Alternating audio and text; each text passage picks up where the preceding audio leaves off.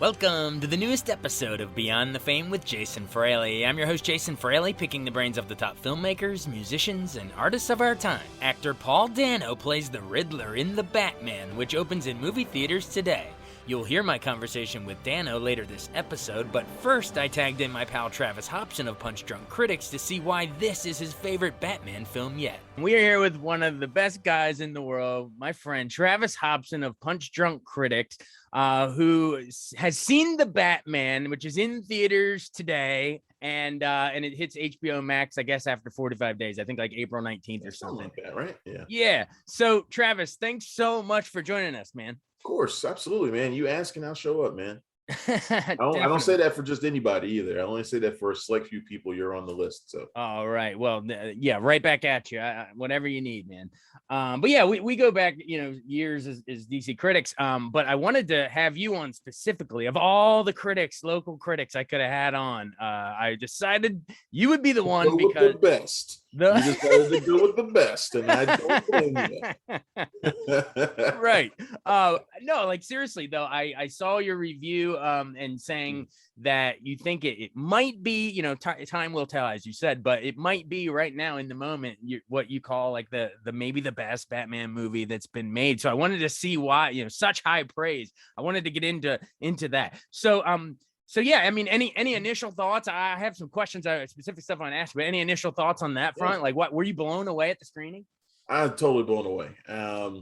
And look, like I said in my review, time is going to tell. It takes time and distance for these things. In all cases, I hate to be the guy who's like, best movie ever, like right as you're walking out of the movie theater.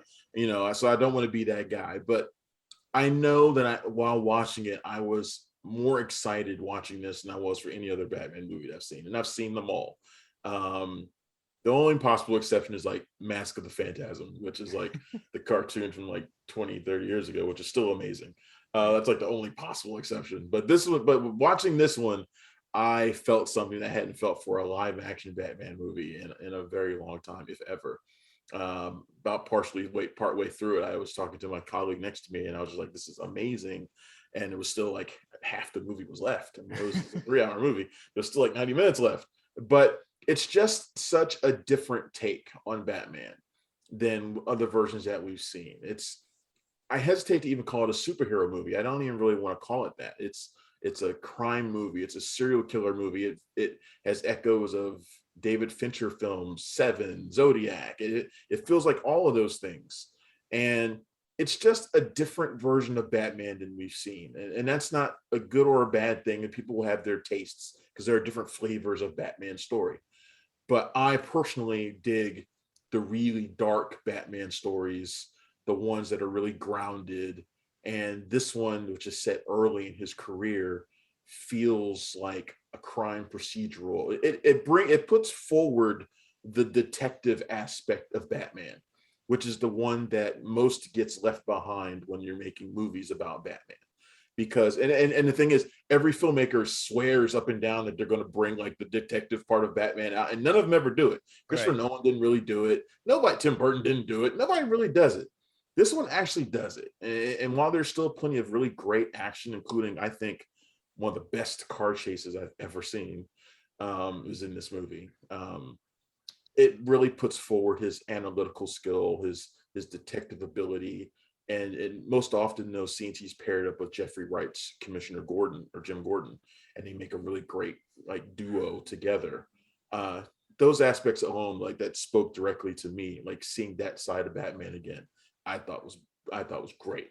And that's one of the reasons why I was so excited watching it.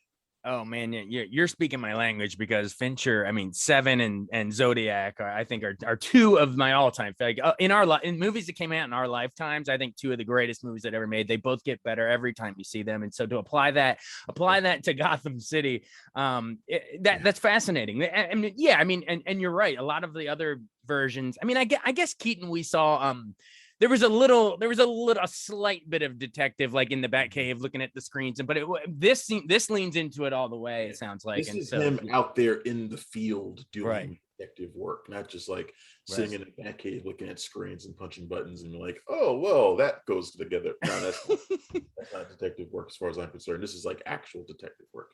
That's what I was digging about this. And and going back to kind of the Fincher comparisons, Paul Dano's version of Riddler feels like somebody's taken straight out of one of those movies too. I mean, it's not lime green suit, Right. orange hair, goofy Jim Carrey Riddler, or even like the cartoon versions of Riddler. This Riddler is terrifying. I mean, one of the earliest scenes we see him in, he just kind of emerges out of the shadows and beats somebody to death. I mean, this is not your typical Riddler, and Right.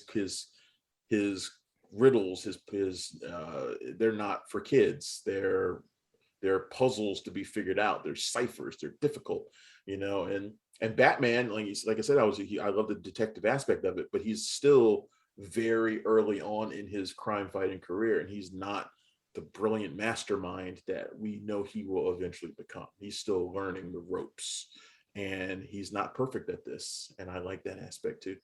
Well, there's so much in there that you wanted to say. I know we're always ping ponging around because it's all of a piece in our brains.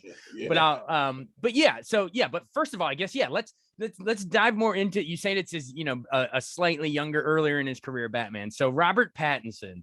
By this point, people. I mean, similar to Kristen Stewart and Spencer. I mean, Their careers are parallel. right. What I've been saying, it wouldn't it be insane if this month, if she somehow pulls out the Oscar, and Yeah. Pattinson has the highest grossing blockbuster. Like those Twilight kids have come a long way. But I bring that up, like, by now Pattinson's way more than just Twilight. I mean, The Lighthouse, which I honestly didn't really care for, but in Tenet, but my favorite was Lost City of Z. But the guy has really shown his chops. But I guess just sort of compare his Batman to Adam West, Michael Keaton, Christian Bale, Ben Affleck. We've seen a bunch, but how does Pattinson stack up? I was as skeptical of him being cast as Bruce Wayne as anybody, but in terms of being perfect for this version of Batman, he's right for it. Like I said, this is like year 2 Batman, but this is also a Batman who is consumed by his parents' death, consumed by their legacy, consumed by this crime fighting obsession that he has, consumed by all of it. So he's not like some of the other Batman, like who kind of learned to balance, the Wayne Enterprises version of themselves with the crime fighter. This one has not learned that yet. This one has not figured out that balance. He is consumed by it completely, 100%. And there's this thing about Bruce Wayne, and I think Robert Pattinson kind of plays into it very well. In most versions of Batman, of Bruce Wayne, his money, his power, his privilege, kind of it's seen as a benefit. It's one of those things that helps him along in his career. It's not so much that here. It's more of a hindrance. You've got this. Gotham City has this real eat the rich sort of mentality going on for it, and you see. And is that off the heels of Joker? Like, is that same kind of eat the rich? No, I don't know if they that's intentional or not, but right. the tone is definitely similar. Okay. And you see it reflected in other characters, in particular Catwoman, Selena Kyle. And Robert Pattinson really plays into this privilege that he doesn't know he has. He's fighting for these people that he doesn't really understand. He's very good at playing into that. And I'm not so sure an older actor could have played that role the way he's doing it. He's very intense. Like I said, he's consumed. He's very intense. In times, he kind of reminds you of his performance in Good Time, which is another one of his best performances. And he's a lot like that in some cases. He's a little bit wild at times as well. And I think he's, for this particular Batman, for this story that they're telling, he was the right casting for it. Yeah, because like you're saying, we're seeing it's like Batman Year 2. It's not exactly Batman Begins. It's not the straight up origin story. But we're like right at the very beginning. Grizzled veteran Batman like Bruce, right. Ben Affleck gave you, or even the Michael Keaton versions, or any of the other versions. Yeah, they're just not the same. Yeah, and honestly, if any of our listeners are like, Pattinson Twilight, he's too young for this. I mean, I looked it up. He's 35. That's older than Christian Bale was. He's not that young anymore. No, neither are we, my friend. No, definitely not. Yeah, I looked it up. Like Christian Bale was like 31 when he did Batman Begins. Michael Keaton and Adam West were both like 38 or something. So he's right in there. He's not that. It's not too far off. It's perfect for this, this part of where we're finding Batman in the storyline. Well, you mentioned you already alluded to it, but Paul Dano as the Riddler. I mean, I'll be straight up. Just as you were skeptical of Pattinson at first, and then it won you over. When I first saw those screenshot images of, the Riddler with the modern mask and the coat and everything, like I remember being really skeptical. In fact, I was like, I almost like hated the look. But then when I realized who was under the mask, when I was like, oh crap, it's Paul Dano. I got really excited because, man, Little Miss Sunshine, There Will Be Blood, 12 Years a Slave, Prisoners, Love and Mercy. I mean, the guy's great. Girl Next Door. Yeah. Oh, there you go.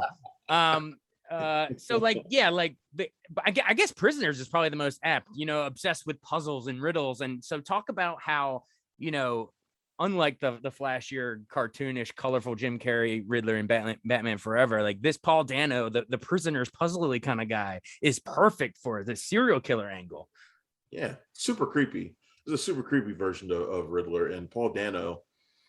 I don't know if he could get this role if he hadn't done that performance in Prisoners, which is I still think the best performance he's ever given was in Prisoners. And Dano is great for this role here.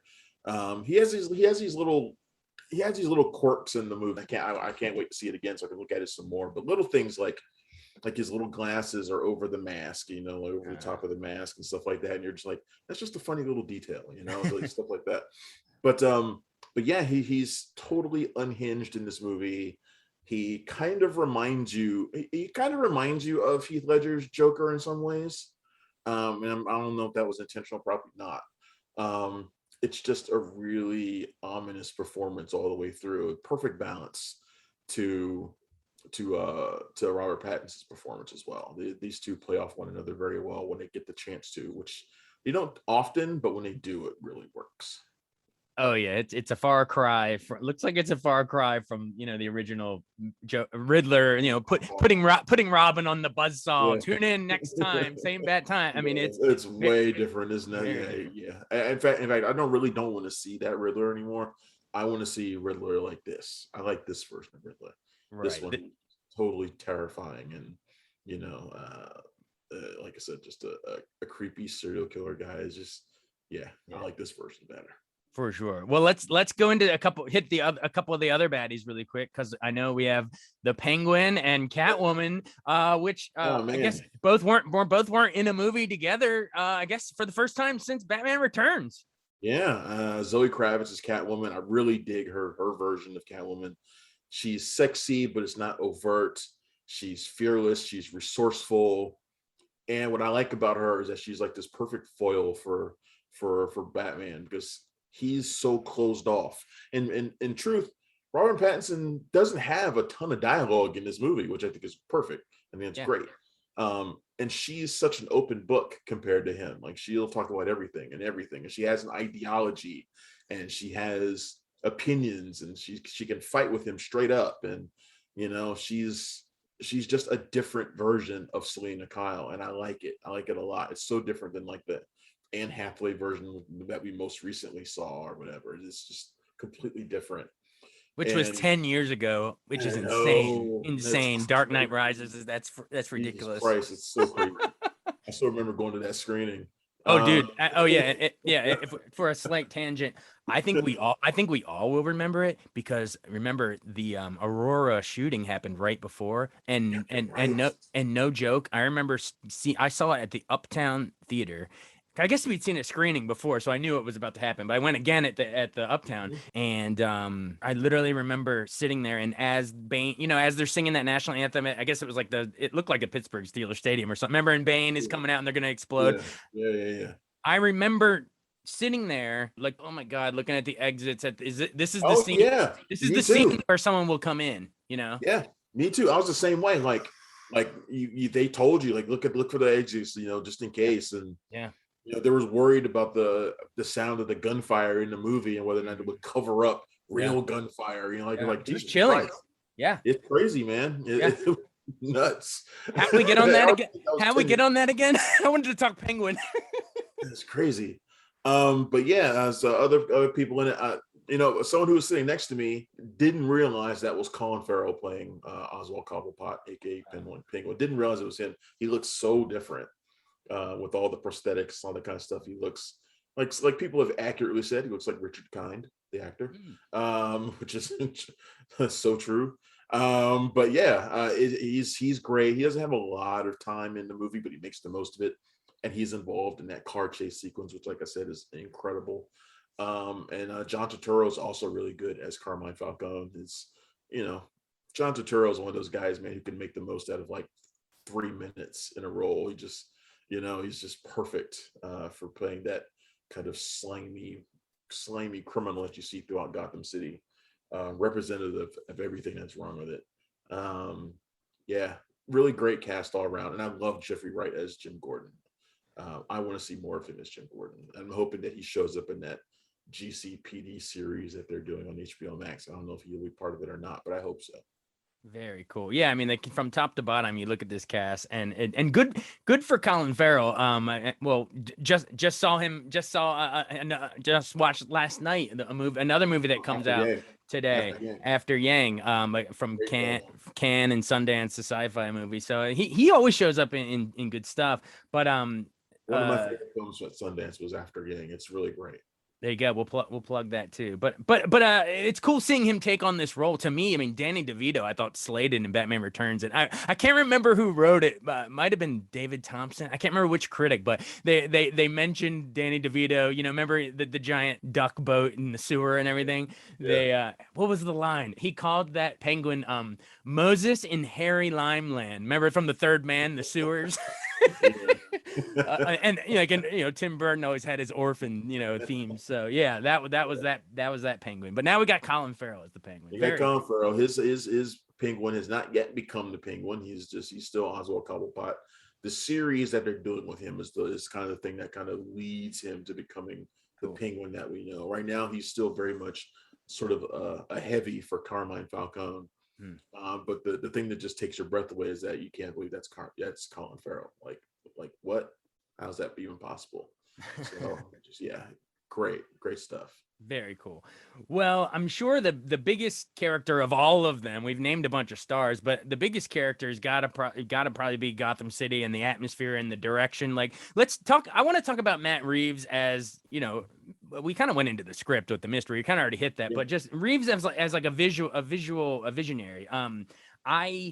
Once again, just like my reaction to the Riddler screenshot, I initially was skeptical. Why do we need another Batman? We've seen so many. Justice League just had the re-release, 4 hours, etc. But when I saw Matt Reeves, I was like, oh my God, those Planet of the Apes 2 prequels that he did. What was it? He did Dawn of the Planet of the Apes and War. Yeah. I thought that whole Koba versus Caesar thing in that second installment is one of some of the best storytelling I've ever seen, I think. Matt Reeves has yet to let us down as a filmmaker. I mean, he did Cloverfield. He did Let Me In, which was one of the rare remakes that I think is actually superior to the original. I mean, he's just an incredible filmmaker. And I don't know if he's the most dynamic, like visual filmmaker I've ever seen, but like his stuff has power. And I don't know how else to describe it other than that. His stuff has power, like everything he does. There's a lot of scenes in here that are very, you think about Gotham City and you think dark and kind of gloomy and foreboding in a lot of cases. And yeah, you get that, but you also get sort of the seedy underbelly of it. You got this place that, you get this place that on the surface, you got a lot of people running around who are wealthy and privileged and claiming to be everything the city needs. The future, the renewal is a theme throughout this entire movie. But underneath it, you see those same people and they're not at all what they present themselves to be. And he has a way of depicting that, in the lighting and the mood and the use of shadow, which is really, really good in this film as well. his Gotham City, I don't think will be completely unfamiliar to people. Gotham City is a character in every Batman movie. I don't know if that necessarily changes the character all that much, though, other than adding like the real outward ire towards the rich that was, I think, captured pretty well in Joker as well. Like you said, I think that sort of feeling is very much captured in this as well.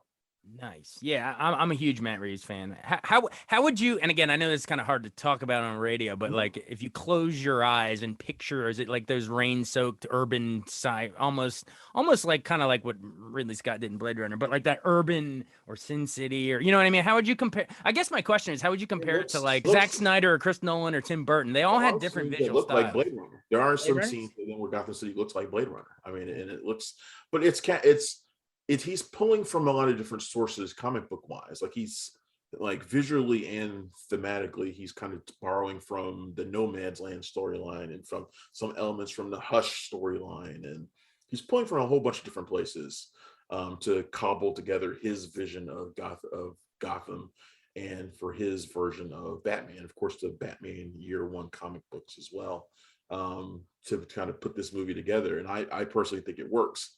I'm thinking that it's probably going to appeal to hardcore Batman fans more than most other Batman movies probably ever have, because it pulls on those sources so deeply. And as for your casual Batman viewer, I'm curious to see what the full reactions to it would be. Like, I'm curious to see if they're going to like this extremely gritty, grounded version of Batman. This version of Batman where the Batmobile isn't a damn tank, like I was talking with somebody on my podcast the other day about the progression of the Batmobile. And like, if you go to Comic-Con, you always have like the Batmobile exhibit where it's like Batmobile through the ages, like every filmmaker's vision of of the Batmobile. And like in each one, it gets bigger and bigger and bigger and like more like a tank. And you're like, that's not really the Batmobile. And that doesn't feel like Batman. This Batmobile feels like a car, and it feels like it deserves to be driven by Batman. Like it's different, but it's really gritty and grounded, like I said. And like the one aspect that is like something from out of a superhero movie, it ends in disaster. Like it ends not the way Batman planned it to. And it's like, I don't know if that was like a specific commentary or not, but it felt like it, at least to me. I mean, it makes sense. I mean, we that's what Thanos gave us in that big cliffhanger, and that's sort of where we are in the world right now. But yeah, well, very cool. And I guess we'd be remiss. I mean, you mentioned the visuals and everything, but part of the sensory experience is going to be the amazing music that's been making the rounds on social media. But Michael Giacchino, I mean, it's to remind our listeners, he won the Oscar for Up. He did all those other Pixar movies like Inside Out and Coco. But he's done more. Spider-Man: Homecoming, Jurassic World, Star Trek, Rogue One. I mean, he's done it all. But how would you say this music compares to maybe Danny Elfman's Batman or Hans Zimmer's Dark Knight? Yeah. I think this one kind of, and I love the score for this one too. It's very atmospheric. It puts you right in the middle of it, but it feels like the score for a horror movie. At least to me, it does. Nice. It feels like a score for something that is meant to scare the pants out of you, and I think that's often what it is doing. I mean, it's meant to draw up an image of this place that is dangerous around every corner, deadly around every corner, and nobody is who they appear to be. And I think that's one of those things that he manages to capture very well in his score. Yeah, I mean, and I'll always have a soft spot in my heart for that Danny Elfman. This doesn't feel as quite as adventurous, though. Right. It's not quite what it's going for. Right, exactly. It's a whole different. About capturing your different versions of Batman. Like I said, there are many different styles to Batman stories, and this is one that we haven't had a chance to see very often on the big screen, if at all. And I'm totally there for it. Awesome. Well, thank you so much for joining us. You've been really generous with your time, and I love catching up with you. But let's talk about a superhero movie, man. What else am I going to do? This is this is your wheelhouse. Yeah, let's wrap it around full circle then, end sort of where we started. So add up all of those elements we just discussed. Where does The Batman in theaters this weekend? Where does it rank against Tim Burton's 89 Batman, Nolan's Dark Knight trilogy, Zack Snyder's Justice League and the Snyder Cut, etc., etc. We had the animated series, which everyone loves. We had the Adam West old pal whammy series. We've seen it all. But against all of those, how would you rank this? It's right up there, near the top or at the top, man. That's the way I look at it. Wow. For me, it's, I love the Dark Knight. I'm actually more of a fan of Batman Begins, just because I like origin stories, and it's just kind of one of my things. But I love all three of the Dark Knight trilogy. I kind of just look at them in as one movie, if I'm honest. I don't like breaking them down. I agree. They're all like one movie. And this one is right up there with them, or just a little bit past them. I love Mask of the Phantasm. I think that might be the best, just straight, pure Batman story that's ever been adapted. I just think it's great. I give probably a little bit more credit to Zack Snyder's take on Batman than others do. And I'm not really a fan of the Tim Burton versions all that much. The 1989 one I like fine, but I was come on, that's my childhood. Yeah, I know, but I was also 12 years old, so I don't know if I don't. In fact, I know I don't love them quite as much as I did back then. Right, but Nicholson was so good, man. I don't like any of the ones that came after it either. So, so I don't like Batman Returns. I don't like Batman and Robin. I don't like Batman Forever. Those are all awful to me. But this one is right up there near the top. And I think even though I'm going to go see it 2 or 3 more times at least, it's probably going to stay there near the top. Yeah. Wow. And yeah, I mean, I guess I should go revisit. It's been a couple years since I revisited the 89 Batman, but to me, I loved that one. Just because it was. I do like it. I know I'm saying I don't like it. I do like it. Yeah. I just don't know if I know I don't like it as much as I did when I was 12, which is probably goes for a lot of things. Yeah, right. I think a lot of our memories are, except for wrestling, you're still on board. Except for wrestling, which I like more. So yeah, right. So that's why I love talking to you. We can talk all that stuff. But yeah, I think a lot of the whole Batman myth is, at least in when people make their best lists against other superhero movies and other movies in general, a lot of it's so tied to all those Joker performances with Jack Nicholson and Heath Ledger and Joaquin Phoenix. Like, rarely do superhero characters get nominated or win multiple Oscars at this point. But so do you think, when we're looking back on this and you're claiming that, that the Batman, the new one, is just as good, if not better, do you think that it and the Riddler and, Pattinson, do you think that can overcome all those great memories we associate with the Joker ones? Like, can it surpass it in hindsight? Yeah, I don't know, man. I mean, that's tough. Look, The Dark Knight, honestly, and I love that performance by Heath Ledger. It has something a little extra going for it because Heath Ledger passed away. Exactly. And I think we look at it even more fondly because it has that attached to it. Yeah. You can't look at it without looking at that. You can't look at that performance without thinking about how it was like the last thing for him as well. It's like the Rebel Without a Cause giant effect with James Dean. It elevates. That will always be there. Yeah. I'm curious to see if Paul Dano's take on the Riddler captures people's imaginations the way that performance did. In terms of performances, it's very early on in the year. You know how that can be. I definitely see some technical awards and some maybe production design awards coming for this, at the very least. But box office wise, it's going to probably, do you see it doing, you mentioned yourself, you're going to probably see it multiple times. Similar. Do you think it's going to equal like what we just saw with the Spider-Man, the No Way Home? Like, do you think it could are we going to see box office dollars that big? I don't know if we'll see them that big, just because I don't know if Batman has that same kind of all ages appeal that Spider-Man does. I don't know if that can happen, but can I see it crossing $1 billion doing like what Joker did? Did anybody expect Joker to make that money?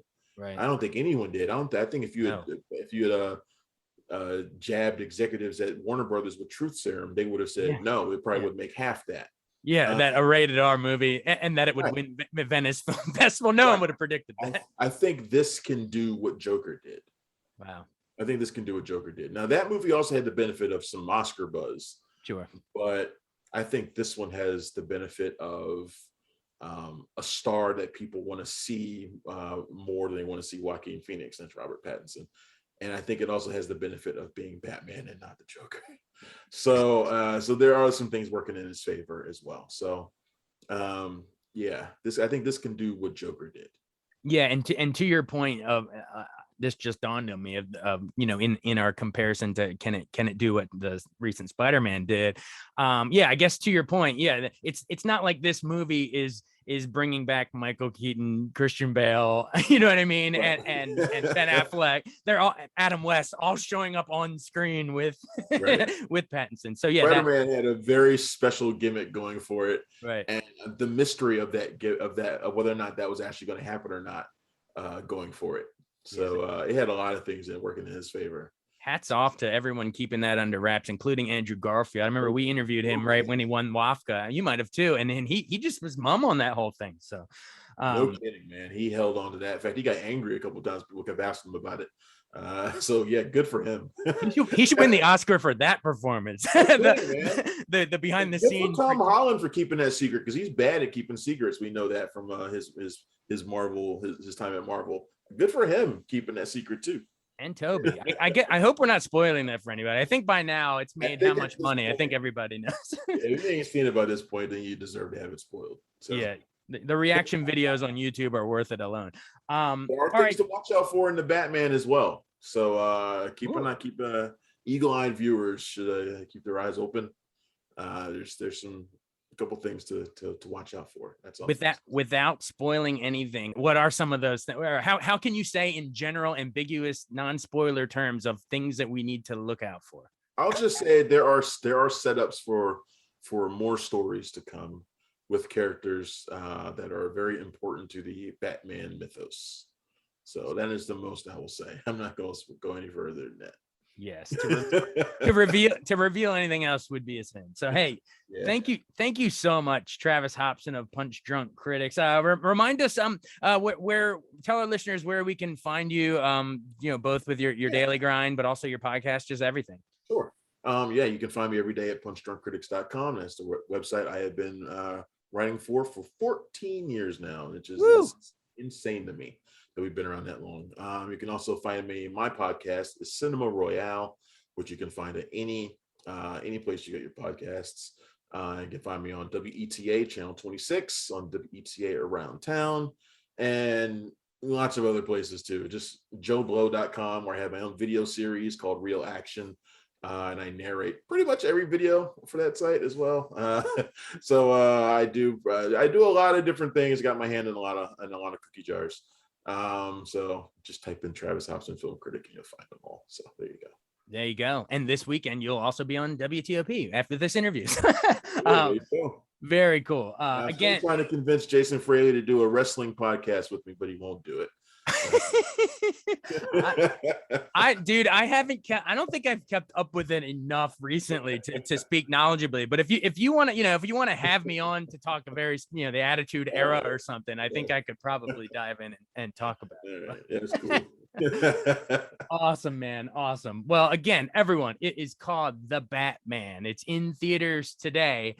So everyone go check it out. Then it hits HBO Max, I believe, on April 19th, but get out to theaters and see it before everyone else spoils everything. So, hey, Travis, thanks so much. Thank you, man. All right. I miss you, man. I'll see you soon, hopefully. You too. See you soon. That was very high praise from Travis Hopson of Punch Drunk Critics on The Batman, starring Paul Dano as the Riddler. I spoke with Dano back in 2015 when he came to DC to promote his Brian Wilson biopic Love and Mercy, as well as his knack for choosing other great roles, including Little Miss Sunshine, There Will Be Blood, 12 Years a Slave, and Prisoners. Paul, thanks so much for joining us on WTOP. Thanks for having me. Now, I think you were born in 84, right? Same as me. Okay, so when did you fall in love with this music? For me, it was through my parents, but how has this music kind of just come down to our generation? How is it so timeless? Yeah, for me, there's been a few phases of the Beach Boys in my life. One is, as a kid, probably just after Disney songs comes the Beatles and the Beach Boys, I think. I mean, I feel like that's something that order. Parents might play, in the car ride somewhere, Disney songs, and then eventually you get to the Beatles. And then I think in high school, I remember starting to play music, and I remember, a few people who really, seemed to know about music.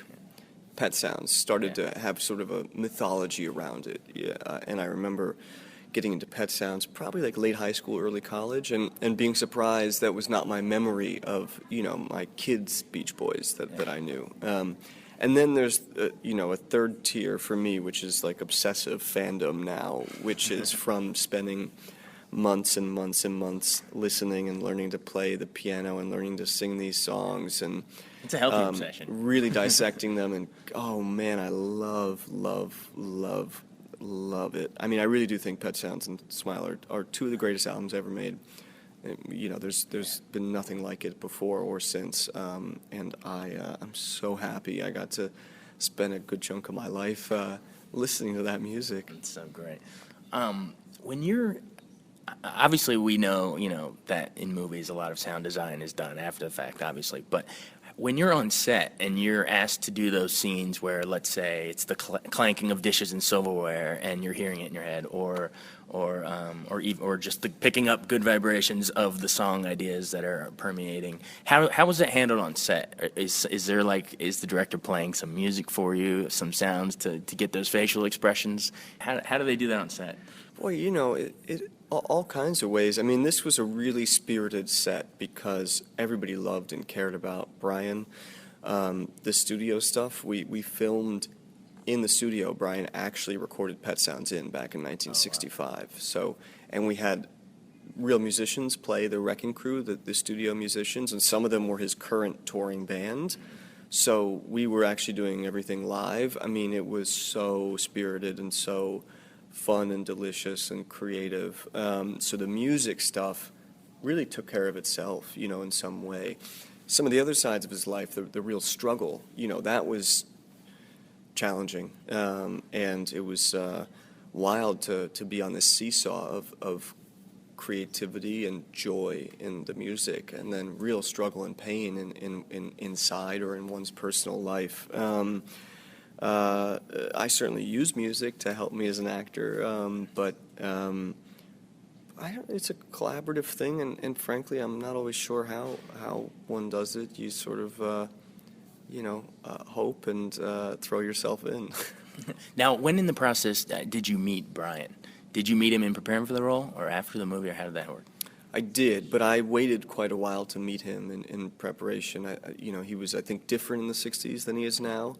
And I also immediately felt with Brian that capturing his spirit or trying to get a bit of soul was what was most important, not, the external, the sort of any kind of mimicry or, it was really, he really felt like a special human being to me. And so I wanted a lot of time where I just took in the music and did any of the other research I had to do. And he's also a sensitive guy, so I only wanted to ask him stuff that I felt I needed to. Otherwise, I just wanted to really get to know him. He's trusting me to play him, so I also wanted him to know me. And I loved meeting him. And the most fun thing to talk about, surely, was the music. He really can, light up and relax. And then, luckily, they were in their 20s when they were doing this. So there was a lot of people I met and talked to who worked with him back then, who are still alive because they were so young. They were so young. That's the crazy thing about it. What about you? And did you have any contact with John Cusack in sculpting how you were both going to play the part, or were they done separately? And then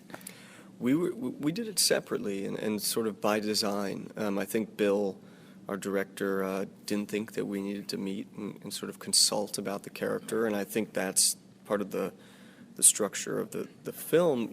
Brian did go into a black hole of sorts in the late 60s, early 70s, and I play him sort of at the peak of his creativity and then sort of going towards that hole, and John plays him sort of coming out of that hole, and he is slightly different. So I think it worked. It was a leap of faith in everybody to trust that, hey, as long as we go after our respective Brians, it'll work out. So it was a leap, but I do think it worked.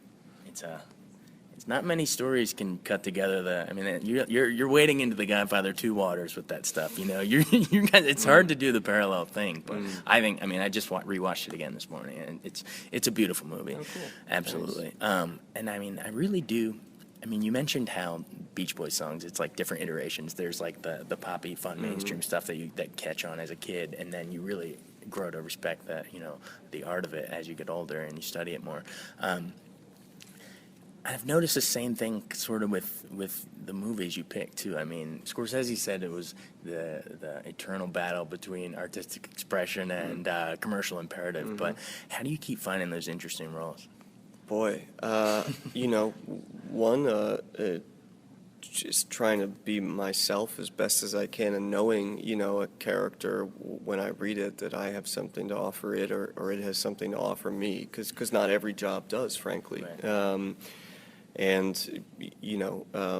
So I think just trying to be me, and then some of it is it choosing me. If I had complete control over everything, it's that there's so many factors that go into it. But I feel very, very lucky. I've really gotten to work with some beautiful people, and getting to play Brian Wilson, man. I feel lucky. So, yeah. Yeah. Well, I'm pretty sure we got to wrap it up. Do you mind if we end with a little rapid fire? I'll throw out a role, and you tell me one word of what it reminds you of, just the process of acting or working with that director. Boy. Yeah? Okay. So, Little Miss Sunshine. It can be a phrase. It doesn't have to be one word. I think learning. Being the young man in a van full of some beautiful actors, I just was thinking about, boy, how am I going to pull this off, and just trying to learn. Yeah. There Will Be Blood. Fire.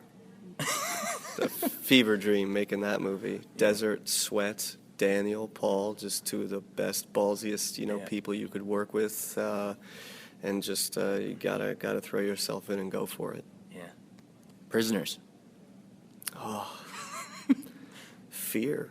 That was scary. No, honestly, yeah, that was, to be reading, to be in bed and reading about trauma, or riding the subway and thinking about, it's just not what you want to daydream about. So that one was particularly scary. 12 Years a Slave. It's tough. That's one of those funny things as a person where you go, well, I'm certainly not this character in the world, but I'm contributing to a story that is hopefully, has a place in the world. So you sort of do your part to be a part of something, which is a funny compromise, almost. Yeah. And lastly, Love and Mercy. Joy. Yeah. Just the music. I couldn't love it or Brian more. And so joy and compassion. Yeah. Awesome. Well, all of those we just named, I mean, somehow you have a knack for picking some of the best movies of this generation, so keep it up, sir. Thanks, man. Thanks. Right. Nice meeting you. Yeah, you too. Thanks so much for joining us on Beyond the Fame with Jason Fraley. Remember to hit the subscribe button and give us a 5-star rating if you like what you hear. We'll see you next time.